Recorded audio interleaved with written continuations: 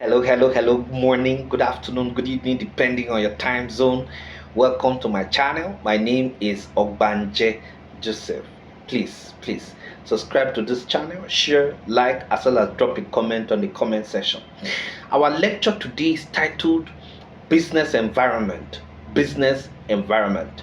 Now, the concept of environment literally means the surroundings, internal, intermediate, and external objects, influences, or circumstances under which someone or something exists. The environment within which something exists exhibits certain characteristics which have been identified, okay, to be complexity, dynamism, multifaceted, and far-reaching impact. These are parts, these are apart from the simple and stable environmental conditions. The business environment is simply the surroundings within which a business exists. The environment of the business exhibits the following conditions and, of course, characteristics. Number one, stable condition. Now, what is stable condition?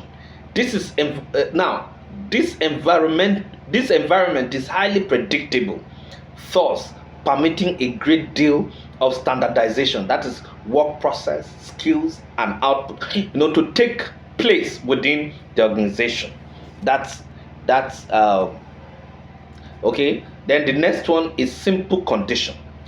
This environment is one where knowledge can be broken down into easily comprehended components. The next one is dynamism. The business environment is not static, it is dynamic, and as such changes continuously. This is because of the interactions of the various factors that make up the business environment. The next one is complexity. The business environment, is not simple. It is complex by virtue of the various components that comprise it and the interactions and interrelationships among these factors. The next one is multifaceted. The business environment is multi-sided or many-sided. It can be viewed from many angles by the parties involved. Hence, an occurrence that is viewed as strength to an organization may be perceived as weakness by another. The next one is far-reaching impact. The happenings in the business environment can have enormous impact on the organization. It could have the ripple effect. This is because the business environment can be conceived as a system, specifically an open system made up of different components that interact and interrelate with one another. Hence, once there is a problem or development with one aspect or sector, it could have far-reaching impact on the other aspects or sectors. Okay, by virtue of the above characteristics, it is important for the entrepreneur to monitor the business environment constantly. Thus, it is of fundamental importance for the entrepreneur, to monitor both the key macro environmental forces, that is demographic, economic, technological, political, legal, and socio-cultural, and micro environmental forces such as customers, competition, distribution channels, and suppliers that will affect the ability to earn profits in the marketplace. These macro environmental factors and micro environmental forces are the components of the business environment. Why is business environment important to entrepreneur? Is it important because it determines the success or otherwise of their venture? Also, is it within the environment that such an entrepreneur would discover opportunities? Okay, threats to the business success are equally found within the environment. So it is absolutely necessary for entrepreneurs, to understand the environment. Now, let us look at the components of business environment. Now, scholars have classified the business environment using various bases or criteria. This notwithstanding, it should be noted that the business environment is made up of internal and external environment, and the main macro environmental forces, factors found in the external environment, and the micro environmental forces or factors are the internal environment of the business. These are discussed, below. Now let us look at, internal environmental factors of a business now.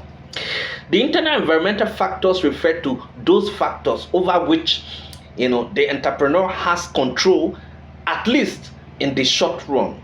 This is why it is also called the controllable environment of the business.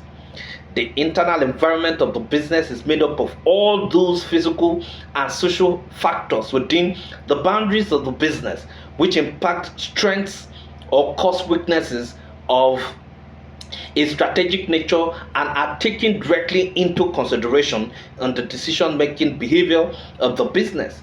Strengths are inherent capacities, which a business can use to gain strategic advantage over its competitors.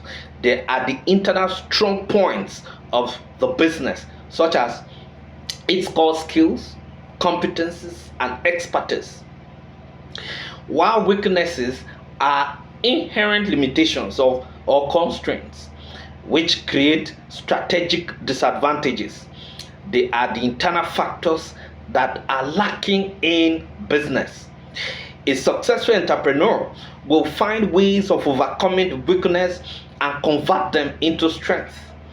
Business plan. Okay. Now, the internal environment of the business is made up of micro environmental factors such as organizational goals and objectives. Now, specific technologies utilized by components, component units of organization, the size, types, and quality of personnel, its administrative units, and the nature of the organization's product and service. Now, the nature of a business, that is internal environment, is also determined by the organizational resources, organizational behavior, strengths, weaknesses, synergistic relationship, and distinctive competence. Now, organizational resources is the physical and human resources used. Now it is actually the physical and human resources used, physical and human resources, that are actually used, within a business. Now let us look at it this way, that there are intermediate environmental factors. Now, intermediate environmental factors actually they are determinants of entrepreneurship daily, ideally, entrepreneurship, and they ideally represent issues or factors in the borderlines between strictly internal and external factors affecting entrepreneurship. Generally, intermediate factors include the customers and the suppliers, who are the links between the organization and the purely external environmental factors. They also include various support systems, both private and public. That is, example are legal firms and public relations agencies. Some of such support systems include the National Directorate of Employment, ND, this which was established by the federal government of Nigeria in 1986. It was designed to work out strategies for dealing with mass unemployment in the country, especially among the school leavers. Now let us look at external environmental factors. I've talked about the internal environmental factors. Now let us look at the external environmental factors now. The external environmental factors refer to those factors over which the entrepreneur has no control but have tremendous impact on the survival of the business. This is why it is also called the uncontrollable environment of the business. Within the external environment of the business are all the factors which provide opportunities or pose threats to it. Opportunities are favorable conditions in the business environment which enable it to consolidate and strengthen its positions. They are the likely benefits to the business resulting from changes in the external environment, while threats are unfavorable conditions in the business environment which create a risk for or cause damage to the business. They are the possible pitfalls or dangers resulting from changes in the external environment. A successful entrepreneur will grab opportunities as they emerge and avoid threats, or even look for ways of converting threats into opportunities. Now, what are the major environmental factors? What are those indicators of major environmental factors? Number one, demographic factor. Number two, legal factor, that is political/legal factor. Number three, natural environment. Number four, economic factors. Number five, competitive environment. Okay, so those are just the major things.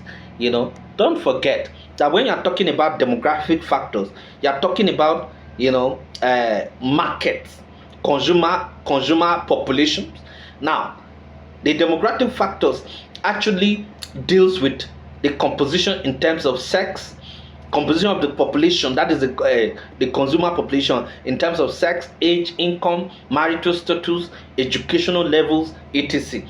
Now, what about political and legal factors? Now, political and legal factors is made up of laws, government agencies, and pressure groups that affect the business. Technological factor, and the next one is technological factor. Technological factor deals with knowledge of how to accomplish tasks and goals, and of course innovation. The next one is natural factors. Now, natural environment is actually talking about all the gifts of nature or natural resources of the nation that serve as input for the business. The next one is socio-cultural factors. This deals with the people, their norms, values, and of course beliefs as they affect the business. The next one is economic factors. This deals with the macro level factors relating to means of production and wealth distribution. It also includes the forces of supply and demand, buying power, willingness to spend, consumer expenditure level, and the intensity of competitive behavior. The next one is competitive environment. Now, these are those firms that market products that are similar to or can be substituted for a business products in the same geographical area. Okay, now so those are just the major things. Thank you very much.